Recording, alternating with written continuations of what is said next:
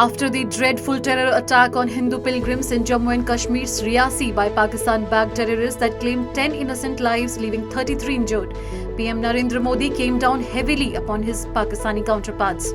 While responding to the congratulatory messages by Shehbaz Sharif and former PM Nawaz Sharif, PM Modi reiterated that for India, security of its citizens will always remain a priority.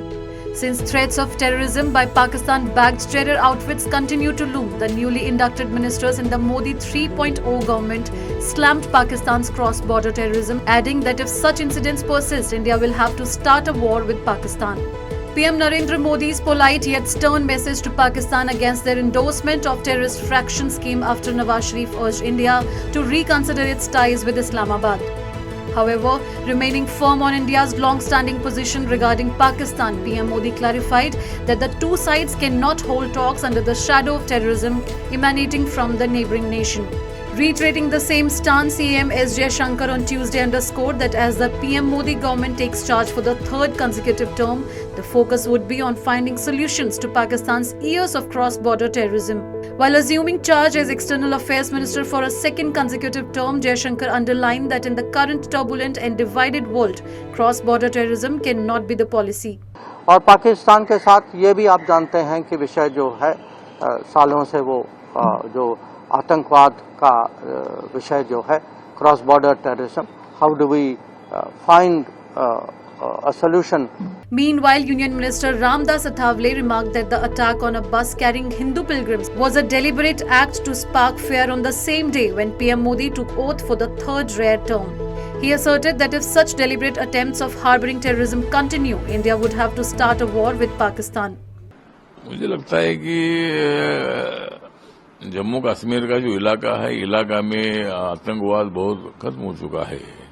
जानबूझकर जो तीसरी बार माननीय मोदी जी की सरकार बन रही है, तो कोई दहशत निर्माण करने के लिए जो कल का जो इंसिडेंट है वो हुआ है, लेकिन अगर इसी तरह आगे इंसिडेंट होते रहेंगे तो मुझे लगता है कि भाई एक बार पाकिस्तान के साथ युद्ध करना पड़ेगा.